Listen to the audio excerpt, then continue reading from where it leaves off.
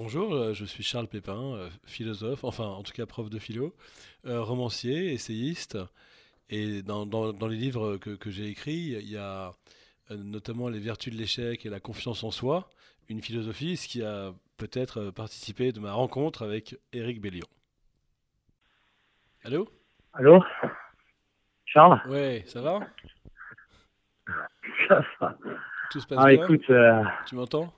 ouais, je viens de retoucher du vent. C'est juste là, 5 minutes avant que tu arrives. Je me suis battu toute la nuit Ouais. dans très très peu de vent pour faire avancer la goélette. Ah ouais. Il ne voulait pas avancer. C'est horrible. J'étais bloqué toute la nuit. J'ai travaillé toute la nuit. J'ai pas dormi Tu veux une dire seule seconde. que la question Et était pas tellement de décélérer, mais d'avancer, quoi. comment? La question alors était pas tellement de décélérer, mais plutôt de réussir à avancer. Ouais, c'est ça. Réussir à avancer quand même avec cette grosse dame de 45 tonnes dans pas de vent, Ah ouais. c'était horrible. Là, il y a un petit peu de vent qui est arrivé, c'est ça? Et là, là le vent vient de rentrer vraiment 10 minutes avant et je peux repartir. Ah ouais. Tu vois, on est en plein dans le sujet de la décélération, Mais donc du coup, là, d'avoir voulu partir avec ce bateau-là. Wow. juste que je comprenne là la situation, donc là, t'as pas dormi de la nuit. Et là, j'ai pas dormi une seule seconde, ouais. Ouais, ouais, j'ai essayé de le faire avancer. Je me suis battu Ouais. comme un diable. Mais il y avait rien à Et ça me faire. fait plaisir de t'avoir au téléphone, c'est génial. Comment? Il y avait rien à faire cette nuit, du coup. Enfin, je veux dire, pour que ça avance. Ben, si tu veux, pour que ça avance, un bateau comme ça qui est aussi lourd, Ouais. il faut trouver plein de solutions, essayer de le faire virer, empanner, d'essayer des voiles, et puis tu les ranges, etc. Et ce qui fait que t'as bossé. Quand je me Ouais. suis arrêté, c'était juste 1 heure avant que tu m'appelles. Ouais. J'ai essayé de poser un peu, de ranger tout, et voilà. Mais écoute, là, c'est génial, ça repart, je suis très heureux. Ça me redonne Excellent. la pêche, Ah ouais, parce j'imagine. que j'étais un peu dépité. Je m'étais là, si tu veux, pour te refaire un petit bilan. Ouais. Euh, donc, sur cette goélette qui devrait pas faire la route du Rhum, hein, c'est un bateau Ouais. très lourd pour ça, qu'on a choisi exprès justement parce qu'elle est très belle. Mhm. On pense que la beauté peut être une belle alternative aussi à la vitesse et que c'est Ah un ouais. endroit parfait pour réfléchir parce que c'est beau, quoi. Et je me confronte directement à la frustration à la frustration de la décélération et en même temps je commence à voir tout ce que ça peut apporter, tu vois, des petites victoires comme ça qui sont rien, Ouais. mais là refaire partir le bateau avec mes moyens, pour moi c'est magnifique, quoi. Et là, C'est une émotion. mais quand tu parles de frustration, Vas-y. tu veux dire qu'il y a quand même en toi un compétiteur qui voudrait aller plus vite et que cette partie doit être brimée, c'est ça? Ah, bah écoute, enfin, je pense qu'il y a une partie de moi qui est compétiteur, mais elle est toute petite. Ouais. Parce que je me surprends à regarder les classements, je me Mhm. surprends. Maintenant, c'est juste faire avancer mon bateau. Ouais. J'ai vraiment, ça me fait souffrir de voir mon bateau qui n'avance pas, qui est empétolé, de pas trouver de solution. Ah oui, je comprends. Ça vraiment, voilà. Et t'as Et pas. c'est pas tellement pour un classement. Ouais, je comprends. Non, parce que bah, ce qui est Ouais. intéressant, la question qui pourrait se poser à nous tous par rapport à la décélération, aussi bien nous, individus, dans les villes ou même les entreprises, c'est qu'on va se retrouver enfin, déchiré entre tout ce que ça apporte et tout ce que ça empêche aussi, finalement. Et comment on va vivre avec cette déchirure? Parce qu'il y a quand même une part de nous qui a envie d'être premier. Toujours, en fait. Même si toi, tu dis elle est Ben, c'est petite, sûr. elle est quand même là. Et je pense je pense qu'il faut d'ailleurs l'accueillir, au fond. Au lieu de la mépriser, ou de la trouver ridicule, ou de la nier, ou de la refouler, je pense qu'il faut l'accueillir et en faire quelque Uh-huh. chose, finalement. Ou alors, tu penses qu'il faut la jeter à la mer, cette part de compétiteur. Ouais, je pense qu'il faut effectivement l'accepter. Tu as raison. Après, faut pas qu'elle nous bouffe. Elle doit être là et elle doit nous permettre de nous épanouir. Euh, je pense que il y a un vrai sujet de la comparaison et de Ouais. comment on va l'autre mieux que moi, de l'imaginer et de s'énerver avec ça. Mais c'est vrai que on a une partie de nous. J'avais une discussion intéressante avec Loïc Perron. Ouais. On parlait de décélération parce que lui est sur un petit bateau pas rapide et lui il disait ben oui mais pour décélérer il faut avoir accéléré Bah oui. Ouais. et que la plupart des gens veulent accélérer et si on leur dit de décélérer ils comprennent pas, ça veut dire non, ça veut dire être lent en fait, ça veut dire ralentir, ça veut dire Mais est-ce qu'il y a pas... et Ouais, bon. pardon, dis-moi. Pardon. Non, non, je te laisse terminer. Non, je Tu... t'entends pas très bien. Ouais, moi je t'entends bien. Mais est-ce que tu m'entends là? Ouais, je Ouais. t'entends mais je saisis pas tous tes mots. Alors, je vais parler plus doucement. J'avais une question sur la décélération et le rapport à la beauté du monde. Tu vois, quand on est dans nos Oui. existences très urbaines, on court beaucoup, et puis finalement, quand à un moment on s'arrête, on a des émotions esthétiques très fortes devant un paysage, à la mer, à la montagne, etc. Mais la question que je me pose, c'est Ouais. est-ce que l'émotion esthétique, la contemplation, n'est pas d'autant plus forte que justement on passe sa vie à courir et qui fait que le moment où on s'arrête est un moment délicieux. Mais la question, c'est si on s'arrête beaucoup plus, si on ralentit vraiment, si on décélère, est-ce qu'on va être plus dans la contemplation esthétique ou finalement moins parce qu'au fond, on y sera plus habitué et qu'il y aura moins de cassures de rythme. Et moi, c'est une question que je me pose vraiment pour moi. Parce que moi, je suis quelqu'un de très speed, mais je suis quelqu'un qui adore, j'adore m'arrêter, j'ai des flashs mystiques, contemplatifs, mais ils sont dans une vie de speed. Et donc je me demande si ce qu'il en serait si je réussissais à décélérer, et c'est une question pour toute la civilisation. Est-ce qu'on pourrait réellement plus contempler la beauté du monde par la lenteur? Finalement, c'est pas sûr.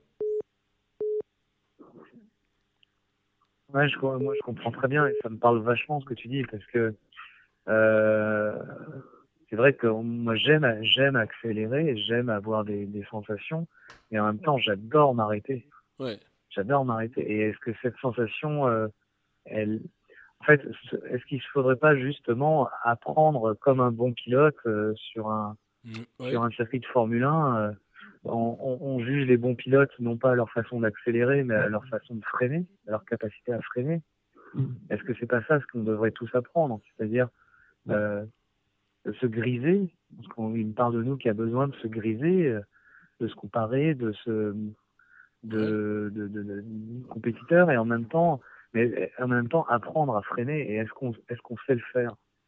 Et On m'a jamais appris à m'arrêter en fait, hein. ouais, c'est C'était ça. plutôt vu comme une faiblesse ou oui, comme une faiblesse Bah, de toute de façon, freiner. dans notre civilisation aujourd'hui, à la fois au plan individuel et au plan global, on nous dit, enfin, on s'arrête quand on n'a pas le choix, en fait. On fait une dépression et là, on s'arrête, on est sur le divan. Ou alors, il y a une crise Ouais. écologique ou il y a un problème de pollution, donc on arrête de surproduire. Enfin, on va peut-être y arriver. Mais la question, c'est est-ce qu'on pourrait arrêter vraiment par choix avant d'y être contraint? Est-ce qu'on peut arrêter librement et non pas simplement en étant contraint? Et ça, à mon avis, c'est une belle question. Est-ce qu'on peut on voit bien que les gens, les individus, quand ils arrivent à ralentir, c'est parce qu'ils se sont pris une grosse claque, finalement. Et beaucoup de dépressions, Ouais. elles sont douloureuses, mais après, elles ouvrent un champ beaucoup plus agréable, qui est le champ où on retrouve le temps de vivre, le goût des choses, on est plus conscient de ce qu'on est. Mais peut-être que la question que ton aventure pose, c'est est-ce qu'il ne faudrait pas réussir à s'arrêter de façon libre et consentie, de façon décidée, et sans que ce soit la vie qui nous y contraigne, en fait? Ce qui est un peu ton choix. Toi, tu es quand même parti faire Ouais, cette ouais. course euh, dans une décision libre, au fond. Moi, j'ai fait ce choix dans cette course d'aller lentement, mais j'ai fait le choix par le passé d'aller dans une Bien course qui est sûr. le Vendée Globe où j'ai fait le choix d'aller très vite. Ouais. Et je trouve ça très intéressant ce qu'on dit. Et à ce moment-là, est-ce qu'il y aurait pas des champs réservés à l'accélération, Ouais. des champs qui seraient respectueux de notre environnement et de la communauté et des. Tu vois, ma question c'est est-ce qu'il est possible de cadrer ça ou c'est à la liberté de chacun de choisir Ouais, je comprends. quand accélérer ou... Mais ce que je Ouais. trouve compliqué dans l'idée des champs, c'est que si on raisonne comme ça, tu aurais les uns qui seraient dans le monde de l'accélération, voilà, par exemple, je sais pas, l'innovation dans l'industrie, d'autres qui seraient dans le champ de la décélération. Mais d'abord, on ne fait pas un monde commun comme ça, si on est chacun dans un champ. Et aussi, l'autre problème que je vois, c'est que Ouais. peut-être la vie elle-même, en général, c'est accélérer, décélérer. C'est des changements de rythme. Et peut-être on pourrait plus penser en termes d'âge aussi, de génération. Il y a un moment pour accélérer et puis il y a un moment pour ralentir. Et peut-être que ce qui fait la beauté de la vie, c'est l'alternance des deux.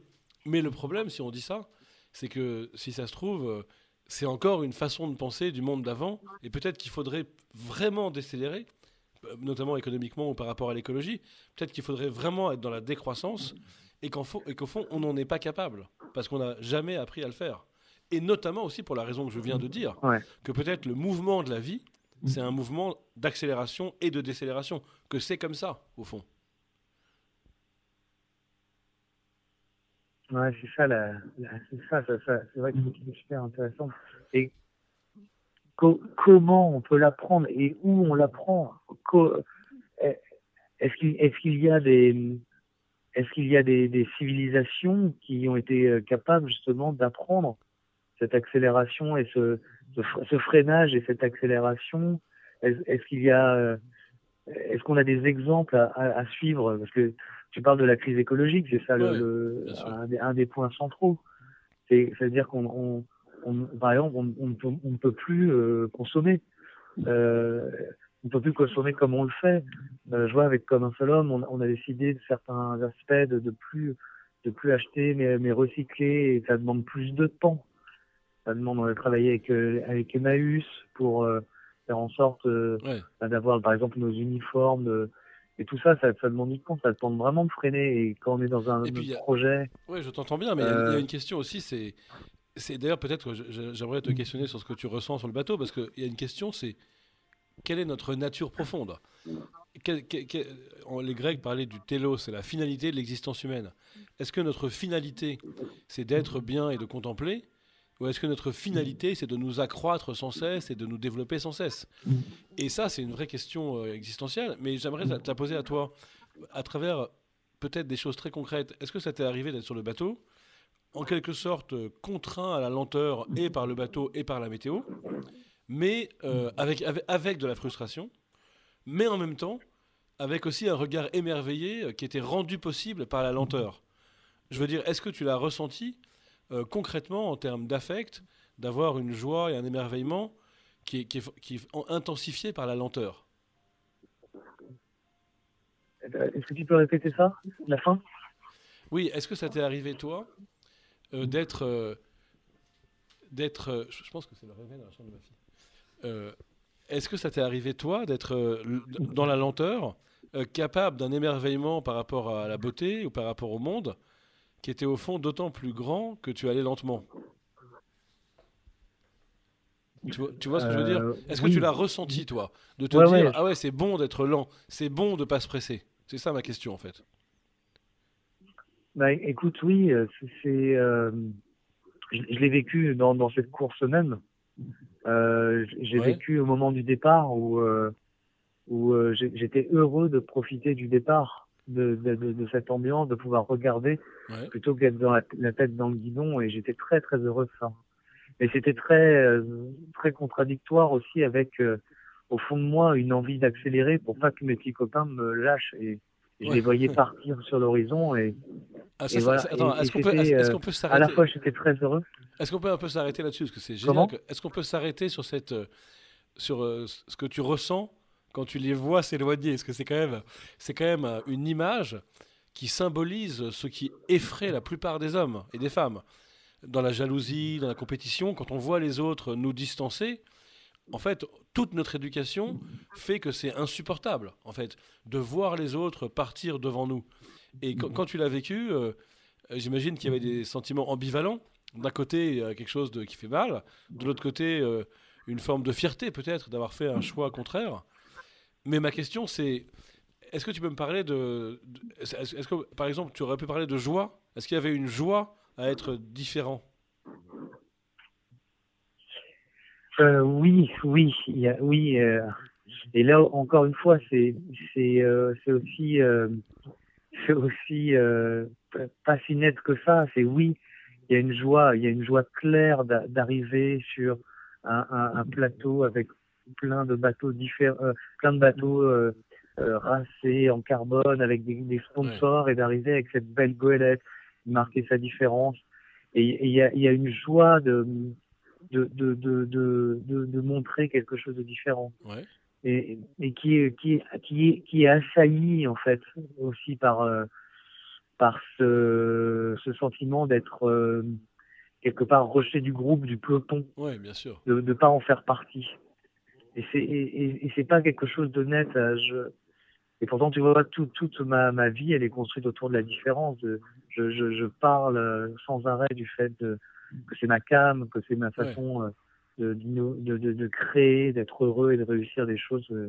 Toujours, hein, je trouvais un chemin Des différent. choses qui te Mais ressemblent au fond. en fait, ça passe toujours par des moments extrêmement difficiles.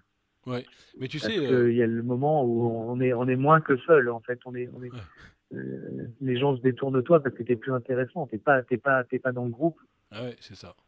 Et ça, c'est un moment cruel. Mais ce que tu dis est très intéressant parce que dès qu'on veut développer sa singularité, on a deux obstacles majeurs. Le premier, c'est que il faut sortir du groupe. Or, le confort, c'est d'être dans le groupe, et même le confort social, c'est d'être dans le Ouais. groupe en avant. Et l'autre obstacle, c'est que évidemment, il va y avoir des moments de doute et d'errance.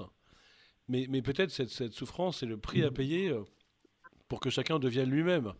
Et en fait, tout ça, c'est ce que disait très bien Nietzsche, hein, quand il disait deviens ce que tu es. Ça veut dire qu'il y aura des moments durs.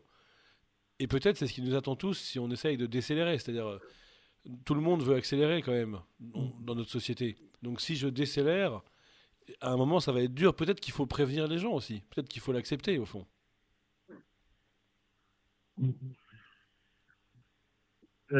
C'est génial ce que tu fais parce que tu crées un pont entre tout ce que je fais depuis des années et cette envie d'éprouver, d'explorer la décélération.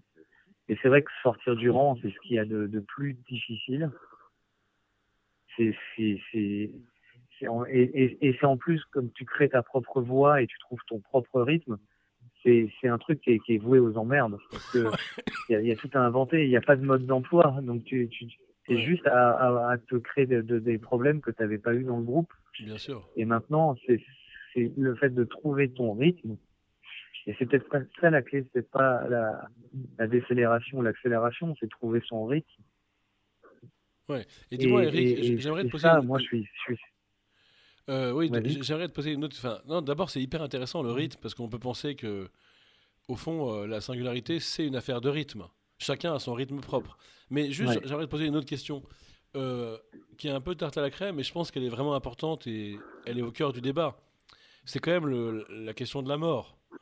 Parce que si, pourquoi on ouais, aime bien foncer, pourquoi on aime bien accélérer? ouais, Parce qu'on a l'illusion qu'on va faire plein de choses et qu'on pourra mourir avec moins de regrets. Mais en vérité, on se rapproche plus vite de la mort quand on fonce. D'ailleurs, toutes les pratiques extrêmes, tous ceux qui veulent intensifier l'existence en accélérant, accélérant, en fait, souvent, il y a quelque chose d'un peu suicidaire dans cette accélération.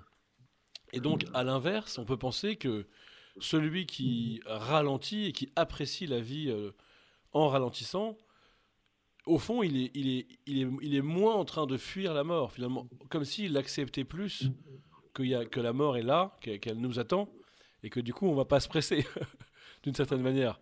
Et donc, ma question est très simple. Est-ce que ça ouais. t'arrive de penser à ça, notamment sur le bateau, dans des moments où, par exemple, il se passe pas grand-chose, ou est-ce que non?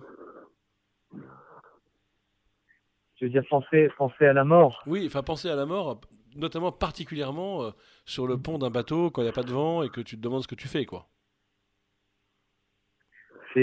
Enfin, ça, tu peux pas savoir comme ça résonne en moi ce que tu dis.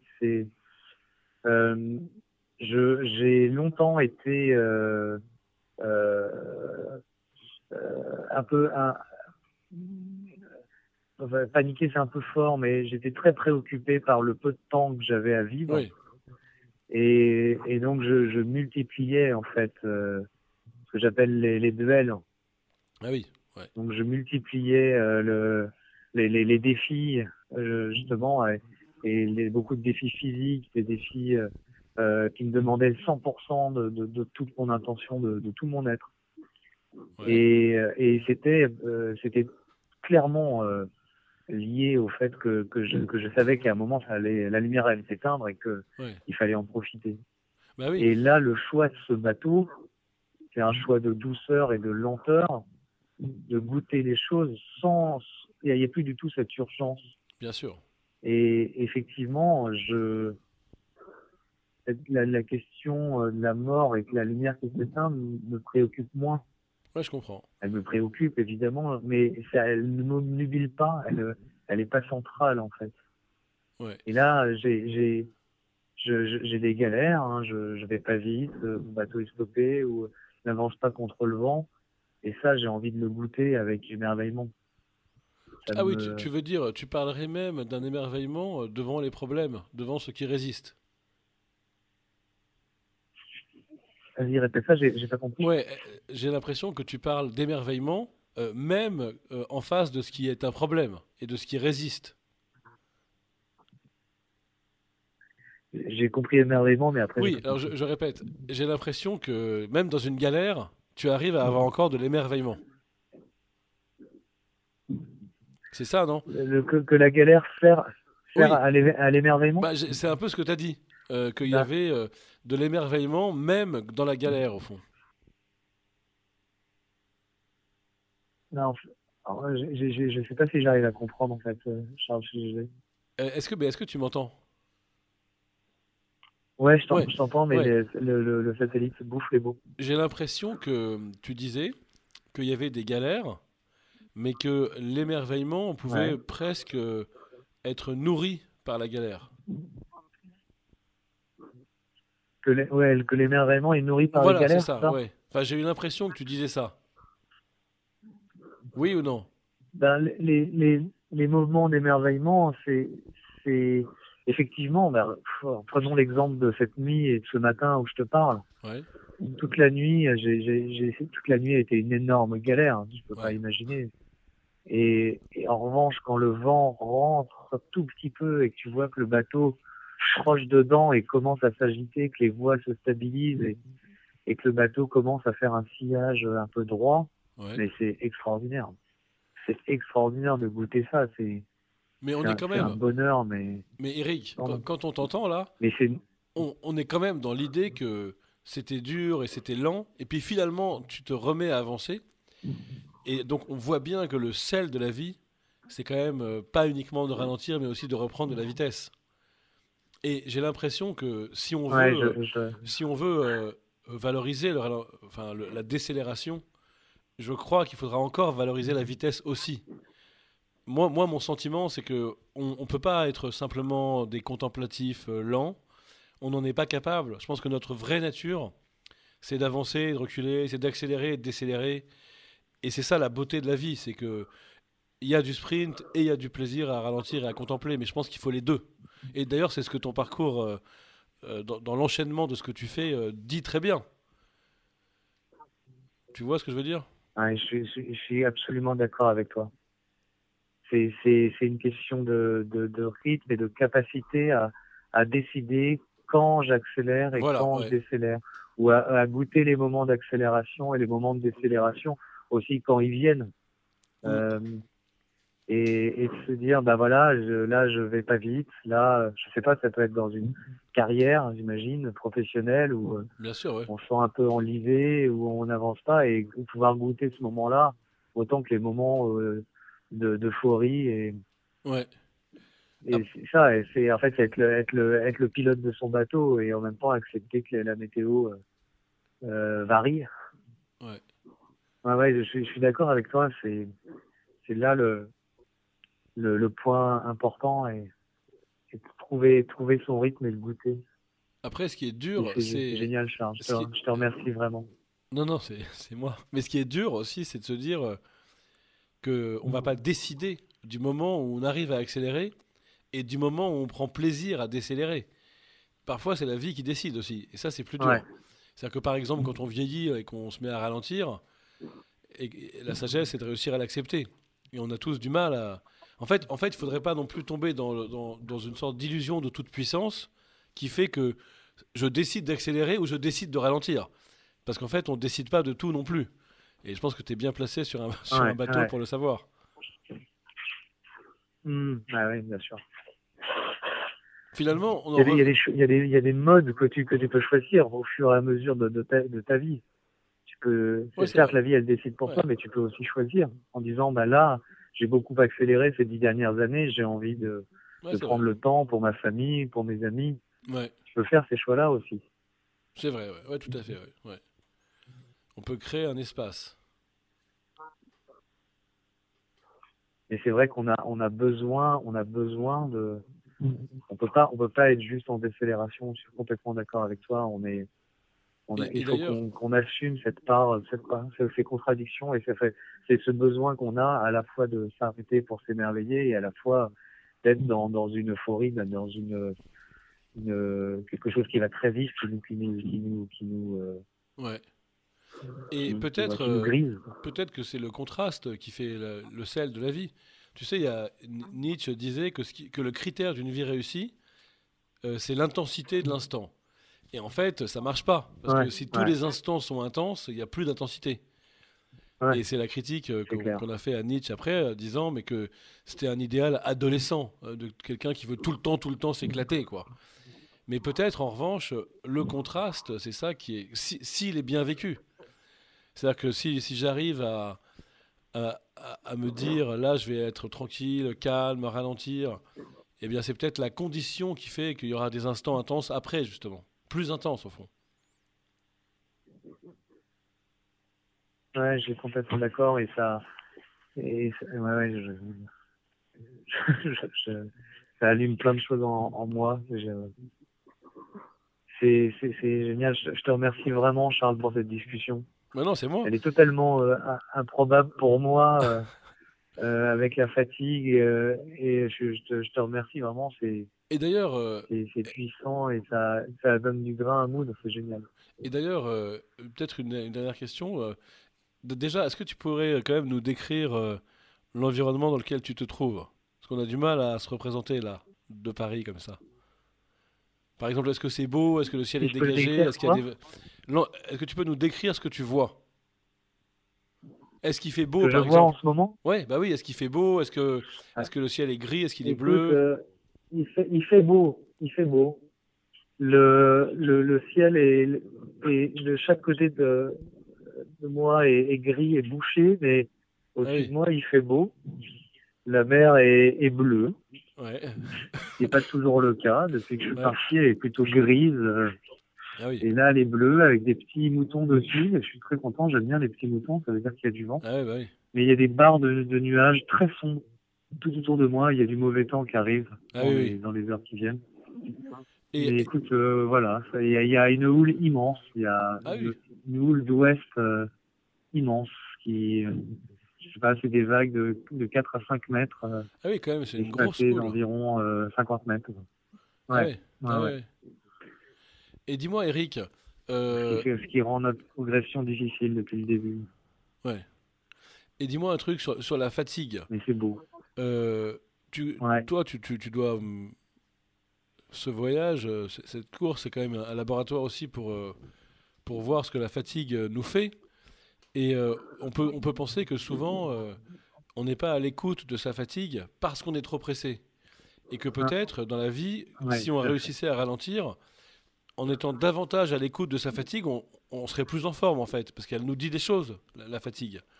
Peut-être, est-ce que toi, tu le vis comme ça? Est-ce que tu écoutes beaucoup ce que ta fatigue te dit dans une course comme ça? Ou est-ce que tu n'as pas le temps? Ah, si, alors, c'est une super question parce que tu vois, quand j'ai fait le Vendée Globe, j'ai dû apprendre justement à respecter ma fatigue et à lui donner énormément de place. J'étais programmé plutôt pour bien s'occuper de mon bateau, faire en sorte que tout aille bien, mais moi, je passais tout le temps au dernier. Ah oui, Et là, j'ai compris que sur une aventure en solitaire, sur un bateau, c'est une histoire de couple. S'il y a un membre du couple qui défaille, eh ben tout le projet ne marche pas, enfin ça marche pas. Donc en fait, ma fatigue, je l'étudie énormément, j'en prends compte énormément. Et là, tu vois, par exemple, je sais que la journée d'aujourd'hui va être vraiment une journée de repos. d'accord, C'est-à-dire que je vais pas tirer le maximum de mon bateau, je vais tirer le maximum du sommeil que je peux tirer aujourd'hui. d'accord, ouais. Parce que je sais que si je le fais pas, je rentre dans le rouge et je peux me blesser. Ah oui, c'est Et intéressant. j'ai des voyants très précis maintenant, je me connais un peu plus. J'ai des tout débuts de petites hallucinations. Ouais, Chez moi, c'est par exemple une forme de quelque chose, d'une veste en vrac, et le quart d'une seconde, je me dis, tiens, c'est quelqu'un qui dort. ah ouais, Tu vois, hop, et ça, c'est vraiment c'est une idée comme ça. Et ouais, en fait, là, je me dis, ouf, là, ah je suis ouais, fatigué. ah Ouais, ouais, ouais. je suis fatigué. Donc, là, je réfléchis pas, je me couche, je m'arrête. Ouais. D'accord. Et De le toute bateau façon, passe après. toute façon le fait de ralentir, ça permet de prendre soin aussi des choses, hein, de soi, des autres Bien sûr. et du monde évidemment. Ça c'est quand même quelque chose d'important. Parfois, on est dans l'idéologie un peu productiviste, donc on pense que pour prendre soin des choses, il faut se dépêcher tout le temps d'en prendre soin. Mais en fait, c'est souvent contre-productif et on s'aperçoit que le fait de ralentir permet de mieux prendre soin de soi, prendre soin des autres et accessoirement du monde, de l'avenir du monde. Je suis complètement d'accord. C'est vrai que ralentir, c'est aussi c'est apprendre à s'aimer et à aimer les autres. Et c'est vrai que la première chose, c'est en prendre soin. Et c'est vrai que quand on est dans... Je sais que moi, pendant des années de défis, je me suis pas forcément bien traité. Ouais, bah oui. Je suis souvent allé jusqu'à la blessure. C'est mon corps qui disait stop. Ouais. Et c'est vrai que apprendre ça, apprendre à dire là maintenant c'est une phase juste de repos et de relation avec les autres, c'est vrai que c'est une force incroyable. Et tu sais, à chaque fois que je suis marqué, j'ai fait un peu de jiu-jitsu brésilien. Ouais, ouais. Et en fait, c'est un peu de la bagarre au sol, si je résume. Mais en gros, c'est une école extraordinaire parce que on apprend quand il faut se reposer pour prendre des forces et pile au moment clé, mettre toute son énergie en action pour renverser son, euh, Ouais. son adversaire. C'est drôle Et ça. ça, pour Ouais. moi, ça a été très puissant. C'est vrai, ouais. Et si tu t'énerves et tu mets de l'énergie tout le temps, bah, tu t'épuises et tu n'arrives à rien. Et il faut juste trouver le moment où l'adversaire se déconcentre Ouais, un c'est peu hyper et en intéressant. déséquilibre. Et là, tu attaques. J'en ai fait du jujitsu aussi. C'est pour ça, mais j'étais vraiment nul. Et Ouais, dis-moi, ça me fait penser à un c'est un truc. super sport. C'est que tu sais, on dit toujours, souvent on est angoissé et on dit j'ai pas le temps. Et on nous demande des trucs et on dit j'ai pas le temps. Et des gens qu'on appelle, ils ont pas le temps non plus. Mais en fait, on s'aperçoit Ouais, que ça nous angoisse terriblement de pas avoir le temps. Et qu'en fait, on rate des rencontres, même on rate des tâches, parce qu'on se dit qu'on n'a pas le temps. Bah, bien alors sûr. qu'en fait, c'est pas, on l'a finalement. Mais c'est comme si l'idéologie de l'époque, en fait, valorisait les gens pressés. D'ailleurs, il y a tout dans notre culture, Ouais, il y a l'homme pressé, c'est l'homme qui réussit au fond. L'homme pressé, c'est l'homme ou la femme, et c'est surtout un modèle masculin de fait. Mais c'est vrai que on voit bien dans nos civilisations, dans les mondanités urbaines, etc. Quelqu'un qui est en retard et qui est pressé, c'est quelqu'un qui réussit en fait. Et à mon avis, c'est ça qu'il faut déconstruire. ouais. Et c'est contre ça que C'est le tu... modèle qu'on nous a Et, vendu pendant des années. et Ouais, l'image que tu proposes avec ce que tu fais sur ton bateau, c'est une image qui donne une grosse claque à cette idéologie. C'est-à-dire, il faut arrêter avec l'homme pressé. Il y a une chanson d'ailleurs de Bertrand Cantat, de Noir Désir, Je suis un homme ouais, pressé, bon bref, Bertrand Cantat n'est pas un homme parfait par ailleurs, mais cette chanson, elle dit bien ça. Et en fait, la vérité, c'est que Ouais, tout nous à fait, ouais. tous, on a été élevés, on a grandi dans l'idéologie selon laquelle si tu es quelqu'un de bien, si tu réussis, si on peut compter sur toi, bah, c'est parce que tu es pressé et que tu fais plein de choses. Et à mon avis, ça, il faut guérir de ça, Ouais, je pense. Et moi j'entends ta démarche comme une invitation à guérir de ça. C'est comme un contre-poison, quoi, ce que tu proposes sur ton bateau. Il y a un poison qui est de dire il faut toujours se dépêcher pour réussir les choses. Et il y a un contre-poison qui est de dire mais non, il y a plein de choses qu'on fait mieux en se dépêchant pas, tout simplement. On le voit ouais, bien, nous les écrivains. Quand on est pressé, eh ben, on arrive à pondre des pages, mais souvent, on en écrit plus et plus vite quand on se sent pas pressé, finalement. ouais, tout à fait. Puis on voit que souvent les grandes inventions du monde, elles n'ont pas été créées dans les laboratoires ou dans les ateliers à dessin. Elles ont été trouvées dans, Bien dans, sûr. dans une balade, près de la mer, dans un parc. Exactement. Ça, c'est très important. C'est Et, cette idée que souvent, on voit une chose, comme tu le dis, une découverte, une opportunité, alors qu'on ne cherche pas à la voir. C'est-à-dire quand on est plus sous pression, quand on est plus pressé de trouver la solution, quand on est divergent, on pense à autre chose, on rêvasse, alors on comprend. Et moi, je le vis beaucoup en tant que prof de philo. Je vois très bien que quand je presse les élèves, quand je leur dis qu'il faut répondre maintenant, ça les bloque. Et quand je discute dans une sorte de balade, de divagation, alors il y a plein de jaillissements de lumière. Mais en même temps, pour être honnête, Eric, si ça marche tant, c'est aussi parce qu'on a la pression avant. C'est-à-dire qu'on revient à ce qu'on disait tout à l'heure. ouais, Il y a un délice de la décélération parce qu'on a connu la vitesse. Et c'est vrai que quand on a connu ouais. la pression et qu'il y a un relâchement, alors ça produit une lumière.